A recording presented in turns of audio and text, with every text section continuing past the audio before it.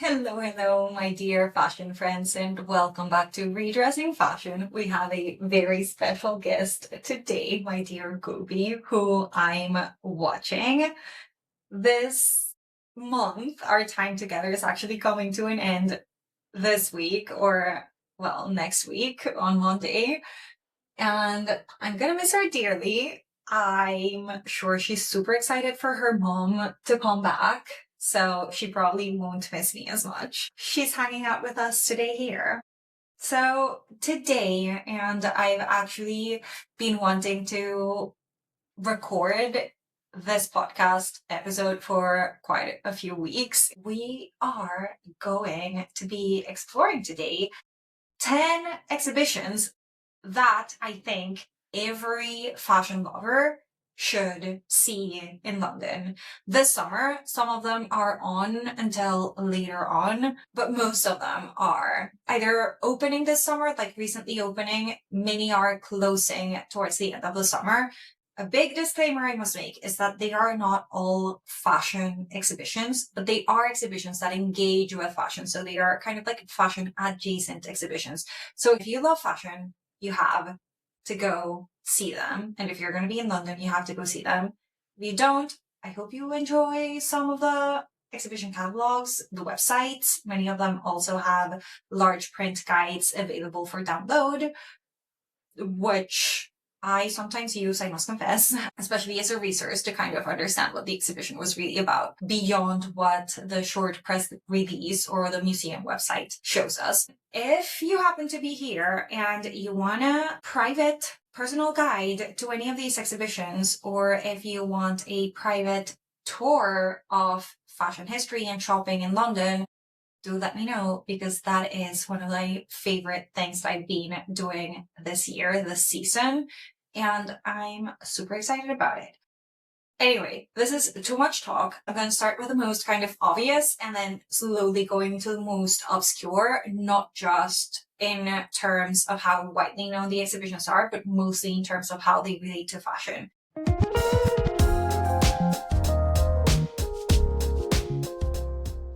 So to begin with, we're starting with the most evidently obvious one, which is, of course, Queen Elizabeth II, her life and style, or her life in style, at the King's Gallery in Buckingham Palace. It opened in April, at the beginning of April. I think it was meant to close at some point this year, but they recently announced that it's actually going to be on until April 18th of 2027. So there's still many, many months to go see it. I am trying to make an effort to actually go see the exhibitions with time before their final days, especially because many times I actually want to go back and see them again at least once or twice, especially when there are big exhibitions like this one. So I'm hoping to make it there before April, and you should too. So this exhibition is probably the most celebrated fashion exhibition in London this year. It opened around Queen Elizabeth II's 100th birthday, or what would have been her 100th birthday. So it's kind of monumental.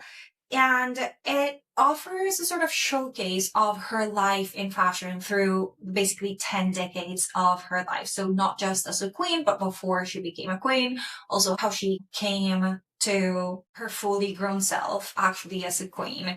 And so a lot of the pieces displayed in the exhibition are kind of mementos of these essential moments of her life. It includes her christening dress, her wedding dress, her coronation dress. Those are the highlights. But then it also includes 300 pieces that are not just clothes, but also shoes, hats, gloves, other accessories, and also correspondence, sketches, and just basically other kind of adjacent contextual things that give us an overview of what it was like to dress the queen, who arguably was not just one of the most famous women in the world, but also one of the most powerful women in the world in contemporary times. The exhibition very proudly, or curators of the exhibition, the institution very proudly state that they have more than 300 objects on view, which can be a lot, although the King's Gallery is actually quite spacious and it's a beautiful space. And although I have not seen this one, which you may have sensed already, one of my dear fashion history colleagues did tell me that although it gets a little repetitive, it is spectacular. And so I think that's also part of what they wanted to do, just bring out a lot of the dresses that shaped the life of this woman, that through this woman also shaped the politics of dress more broadly conceived, and just like a lot of contemporary culture throughout a full century. They just wanted to, show them through fashion, which I always appreciate. I am planning on going, for the first time at least, later this summer with my dear friend and fellow textile curator, Isabella Rosner, and I will certainly report back with more full thoughts. For now, it is a must-see this summer. The second exhibition that I have in line today is NIGO from Japan with Love at the Design Museum. Another exhibition that I haven't yet seen. But the Design Museum is one of my favorite museums in London, and I don't think it's celebrated enough or well known enough. It's kind of a niche interest. And I'm saying this because every time I mention the museum to people who are not design historians or fashion historians, they're like, what is that? Where is it? Why should I care? And you should care because it's an amazing museum. And contrary to a lot of other institutions, I don't think I have ever been disappointed by one of their exhibitions. They have problems because they all do. And, my fashion curator self and also the fashion critic in me always wants more and better. But it's still a pretty good museum that puts on pretty good shows. So I'm willing to bet that this exhibition will be quite the experience. It traces the 30-year career of NIGO in fashion and music and street style. He is now at the helm of Kenzo, which many of you might know. It's one of the most famous Japanese brands internationally. And he has worked not only across media, but using influences from varied sources that include vintage Americana, streetwear, hip-hop, traditional Japanese crafts, and of course his own life experiences growing in Tokyo. This is the first retrospective of NIGO outside of Japan, which is exciting. And then also the museum again claims that they have many, many objects on display. They say more than 700 objects, which, as I was writing these facts out, made me wonder, why does it seem like museums are competing for who is able to put out more and more objects, rather than actually focusing on a less overwhelming, careful selection of better curated objects? I personally tend to get very overwhelmed when exhibitions are so large and so filled with things. I'm pretty sure I'm not the only one, and as cool as it is to see many objects in display, I have doubts that that's really where we want to go when it comes to curating. But that's another topic. Third on the list is Paint, Pattern, Print, the textiles of Susan Collier and Sarah Campbell. This is an exhibition that explores the work of two designer sisters, Susan Collier and Sarah Campbell, from sketches to final design. So it has different pieces, different works at different stages of the design process. They worked alongside each other for more than 50 years, and they created these vibrant and very sweet and colorful and nice patterns that really kind of transformed interior design in Britain as well. The fact that they were two women creating in a mostly industrial, mostly male heavy field, I think is also very significant. And so it's nice to see this exhibition at the Fashion and Textile Museum. It's open until September 13th of this year. One of my art historian friends described this exhibition as beautiful, sweet, and just happy and enjoyable. And I think I completely agree with him.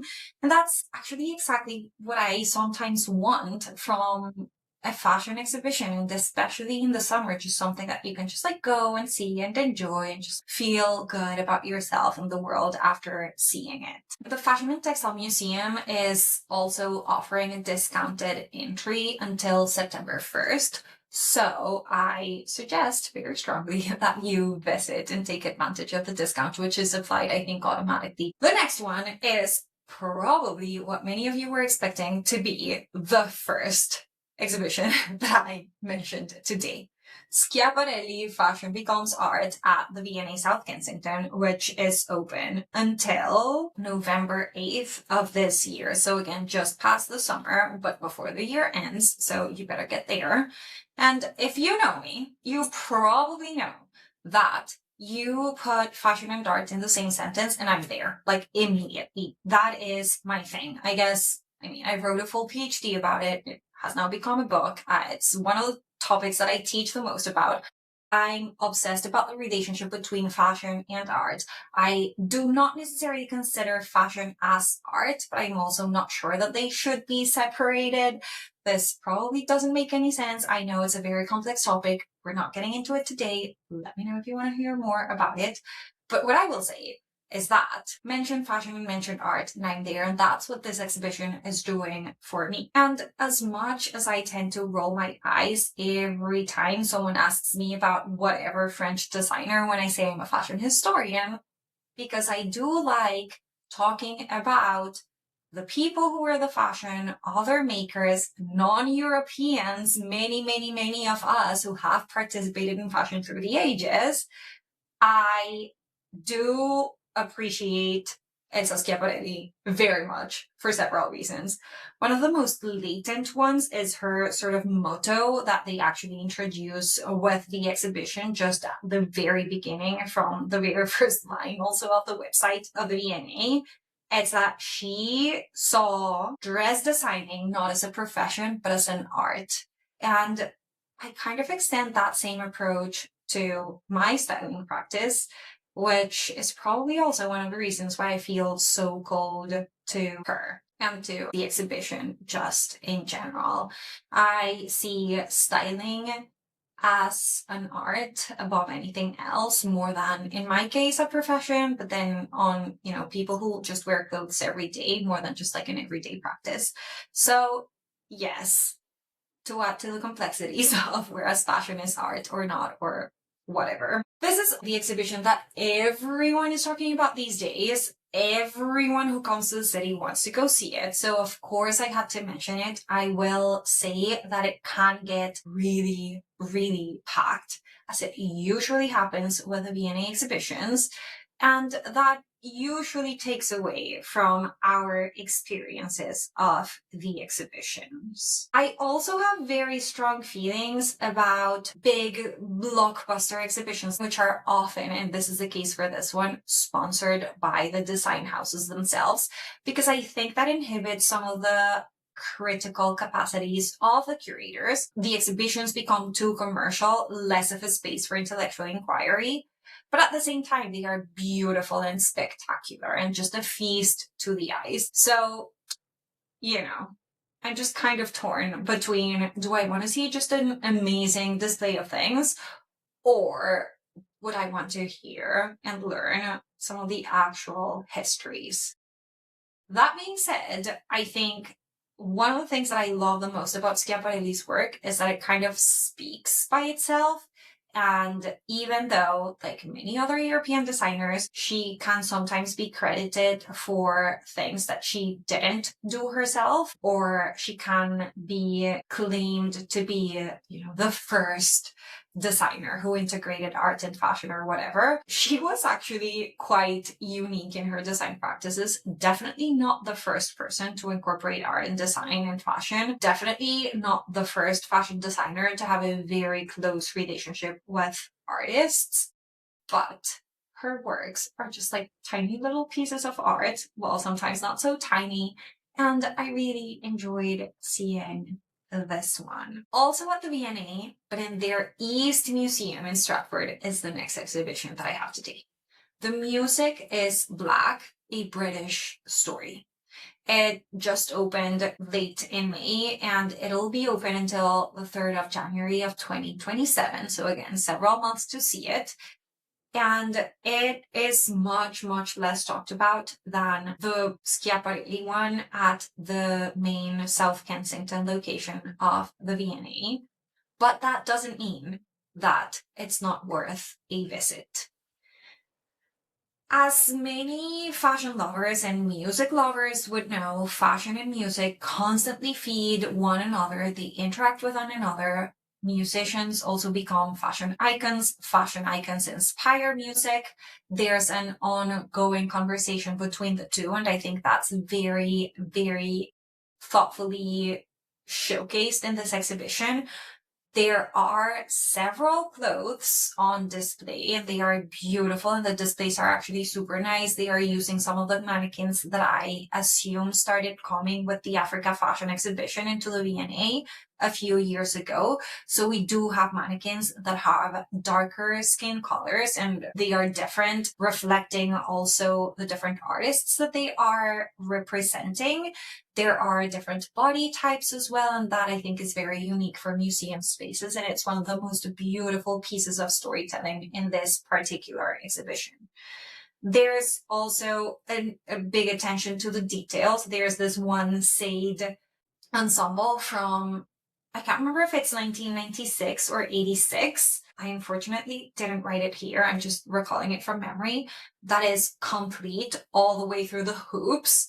And that I just think is absolutely, absolutely fabulous.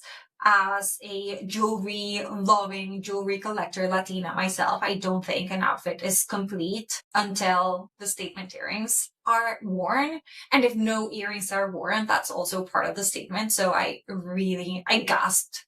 I probably cried when I noticed the earrings on the mannequin with Sade's outfit. And yeah, in general, I think it's just a really interesting exhibition. There's also a lot of photography and like ads and album covers and things like that converse not just with the music but then also with the outfits and the clothes on display. And I think it's always a treat to see all these mini objects that kind of come together to form, in this case, Black British music culture into an exhibition. So that was really, really, really nice.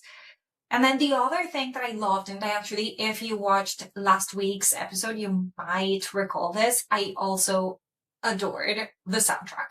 So when you enter the exhibition, you're given a headset and you put it on and it kind of syncs with, I guess there are some sort of like chips or something around the exhibition. So it syncs with the part of the exhibition that you're walking through, and it becomes like really a soundtrack of the exhibition where you're just like listening to the music while you learn about the history of Black British music over the past 125 years, which is amazing. I could also see while I was there, this is one of the things that I do as a fashion curator when I visit exhibitions. I also kind of like analyze people and what they are doing there, how they are interacting with the exhibition, what their experience is, what they are saying. I'm a big eavesdropper at exhibitions. So if you ever see me and you don't want me to judge you, run away from me because I'll be listening and I'll be watching. Well, I'll also probably notice you running away from me. So you will be judged.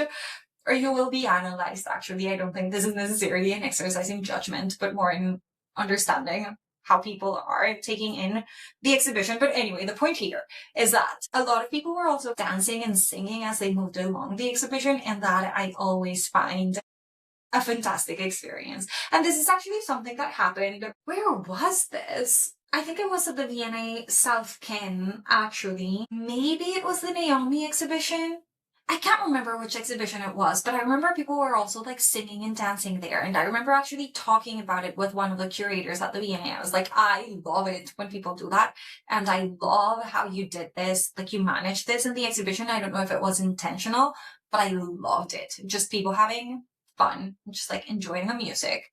And this happened again here, which again, I love. Okay. We're now starting to get a little bit further away from the fashion and more into the representation of fashion with this next one, which is Marilyn Monroe, a portrait at the National Portrait Gallery, obviously, which is on until September 6th. And it's another 100th birthday anniversary celebration, in this case of Marilyn Monroe. As an exhibition, it intends to explore her life, her career, her legacy more than anything through the portraits, and there are many, many portraits of her that were created by photographers and artists, especially of her time.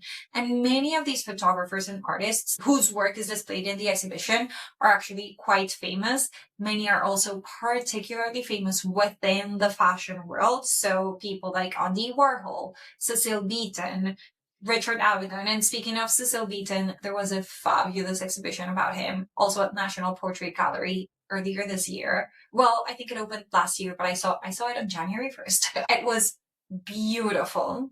Beautiful, beautiful, beautiful. I probably should create an episode just to talk about it because I loved it. Which is to say that although I have not seen this exhibition yet, I love a good exhibition at the National Portrait Gallery. So I'm very much looking forward to going to this one in the next couple weeks, I hope. I do love photography as well, very much. It's one of my favorite media for many reasons, and so that also excites me.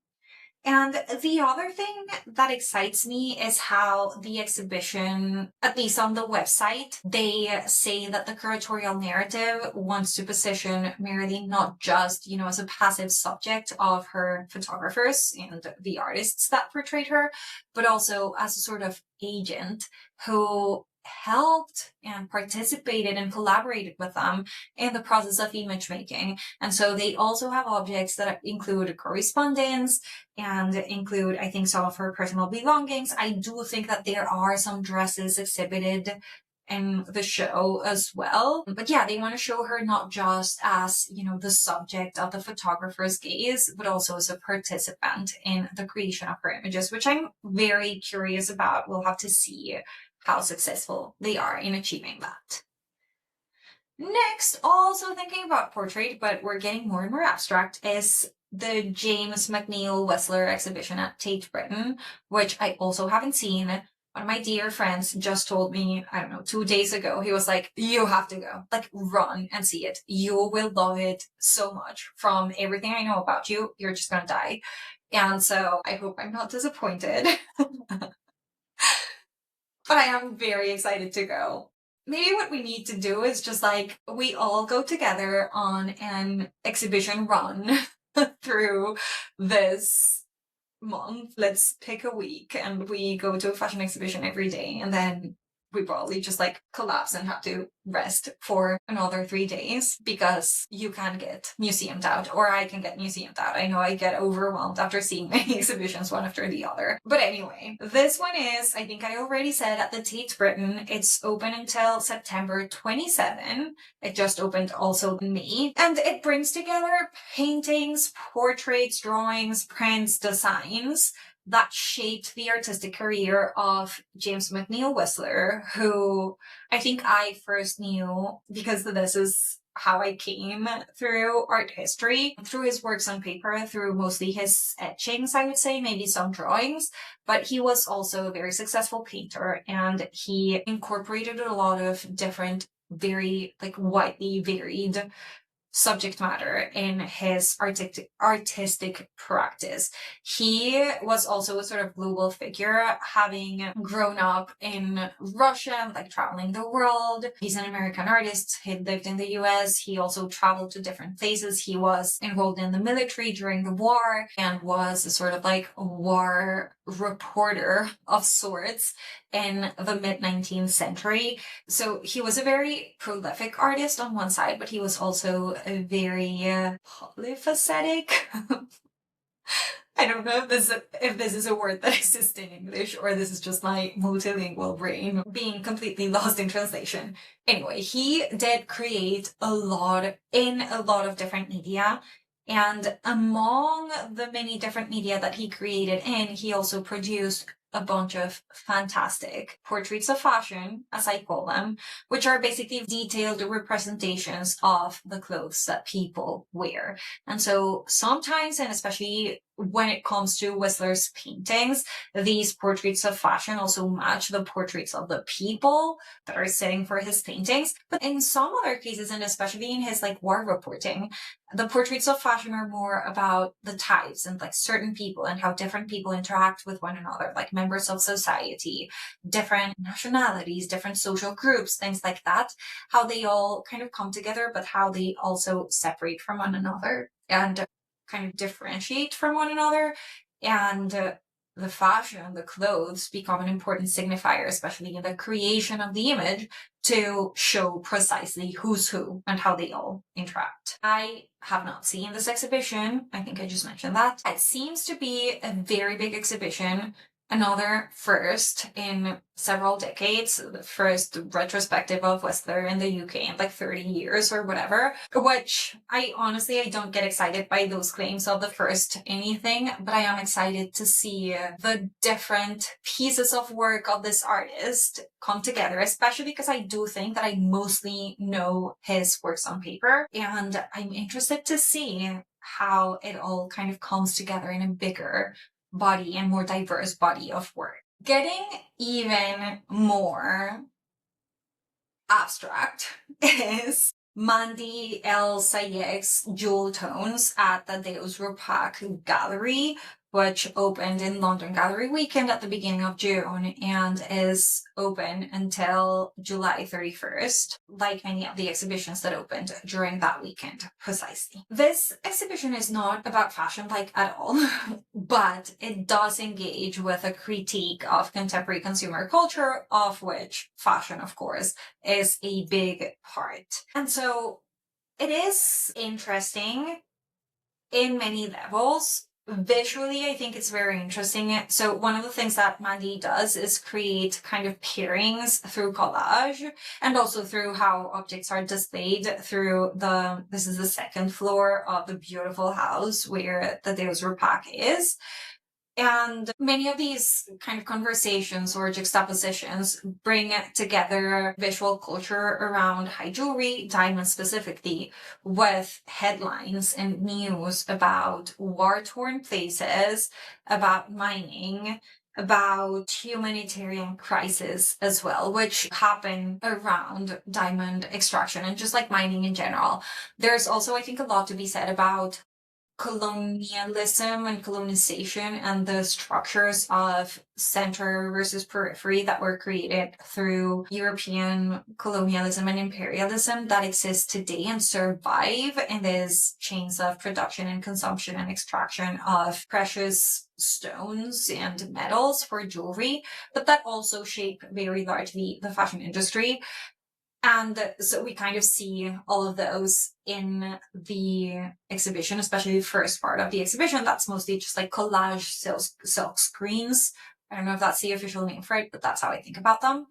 Then the second part has these little display cases or cages. I think about them as cages, although they are just like glass cases, where she creates these like mini worlds of contemporary consumerism through just assembling a bunch of objects that are carried of meaning today, and the juxtapositions become uncanny again. So like a passport with Arabic letters in it that is read in a very particular way versus Dolce & Gabbana shoes. And so it's these symbols of very strong ideas that we have in society, and all kind of caged within contemporary consumerism. I think these kind of cages are they function like a little dollhouse of contemporary consumerism in my mind. Everything that contemporary consumerism is about is inside each one of these cases. And then the last room is this beautiful palatial room. I don't know if it could be called a sort of like ballroom of sorts within the beautiful house in the center of Mayfair. That is the gallery where this was put. And so that the critique is set in this stage, I find, of course, contradictory, which might be part of the critique as well, but it's, you know, it's a commercial art gallery, and the art world today is kind of strange, to say the least, or to not be clear, to avoid thinking through all of its nuances at this very moment. But what I'm trying to say here is that I don't know. It's kind of difficult to sit with this exhibition on a more theoretical and activist level. It is very thought-provoking, which is what I love about it. And in this last gallery specifically, there is this one mirror that it just looks amazing. It's a stained mirror, the gold toned-ish, but it feels like rusty almost. And then you basically see yourself with like among her works of art, so more collages, some sort of like colored grids, feel very like matrix-y in the background and on the sides. And so as a viewer, you are kind of inserted yourself into this world of juxtapositions and contradictions created by contemporary consumerism, which, going back to, you know, the art world and this being in a gallery and like you yourself being there, I think that's just like a very kind of impactful moment in the exhibition. If you stop and think about it, I don't know, maybe a lot of people don't think about all of these things as much as I do. But anyway, the exhibition is very provocative, uncanny, if you stop to think about it, but also beautiful, like strangely beautiful. It's, yeah. I've been to see it maybe twice or thrice. I might need to go back again because I actually kind of love it, as uncanny as it is. And I also love, and this takes me to the next one, Shazia Sikandar. She is one of my favorite contemporary artists. I met her. I think I had heard of her work, but I hadn't really paid a lot of attention until I was invited to kind of alumni lunch or something with members of the Center for Curatorial Leadership in New York City to see, I think it was a commission of Shazia Sikandar's sculptures. And this was near, or actually part of it was in Madison Square Park, and then the other part was in one of the buildings nearby where they have something about law. Sorry, I should have prepared this better. I was not expecting to talk about it anyway. There were these like classical figures for law, and then in one corner, like, you know, sort of like arrangement, like on top of the sort of balustrade there. And then in a corner, I can't remember if one of these figures was, yeah, it probably was absent. I don't think they took it down, but Shazia took over that one space and inserted her presence there. And with her presence, she also inserted basically South Asian presence as well. And I think that's one of the things that I love the most about her work, that she takes the canon really of art history, decomposes it, and then rebuilds it with the presence of South Asians and South Asian artistic traditions, which are as rich and probably older than many of the Western traditions, or the traditions that we now associate with the Western canon. And that, I think, is absolutely amazing. After we had this private view with her and a tour and an explanation of her artistic practice, I became obsessed. And so when I saw that she is now represented by Victoria Miro and that there was going to be an exhibition with her in London this summer, I just could not contain my excitement. And I must say here also, and you probably are noticing this here, that one of the things that I really enjoy about art are the histories behind it, and not like the paper histories, but like the artistic practices behind them. And definitely one of the things, or one of the reasons why I'm so obsessed with Shazia Sikandar's work, is because I have heard her talk about it, and like I have seen her explain how she goes through her practice, and that to me is absolutely invaluable, which makes me wonder if maybe I chose the wrong century to specialize in, because I cannot really talk to any of the 18th century artists that I write about, or even the 19th century artists that I write about, and maybe I missed my opportunity to become a contemporary fashion curator, but oh well, too late for that.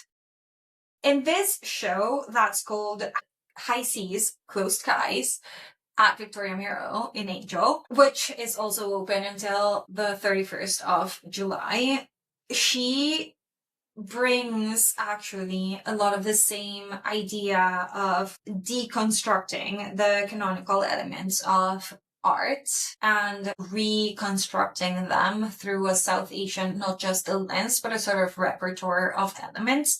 In this case in particular, there's the heavy exploration of the Victorian era and probably also the East India Company. And you can see the clothes, because Victorian era clothes are very stereotypical. And I think in the collective imaginary, at least in the UK, they are very, very present. And so I think Shazia just does a beautiful job of like repurposing them through her own lens as a critique in many ways, but then also as a maybe not so subtle way of showing that non-white people are here and that South Asia and history and culture and people have actually had a massive impact in the culture of Britain and the world really until today. So that's really nice. This is another exhibition that I think I need to go see again before it closes, so you'll see me there. And finally, and I do hope that you knew that I was going to end with this one, the last exhibition that I'm sharing today is Zurbarán at the National Gallery, which closes on August 23rd. So there's, about a month and a half to see it. And I'm just obsessed.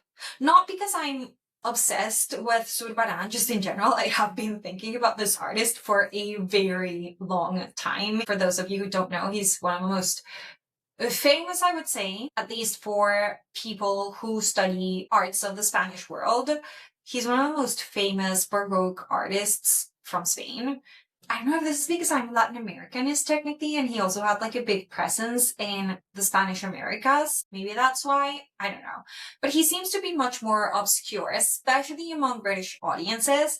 Less known, of course, than Murillo, and of course much, much less known than Velázquez, whom is the height of Spanish Baroque, at least in the broader imagination, I think. But one of the reasons why I'm so obsessed with Zurbarán, and I actually must say that he and his artistic practice inspired a whole chapter of my book on luxury fashion and art, is that he pays so much attention to textiles and clothes.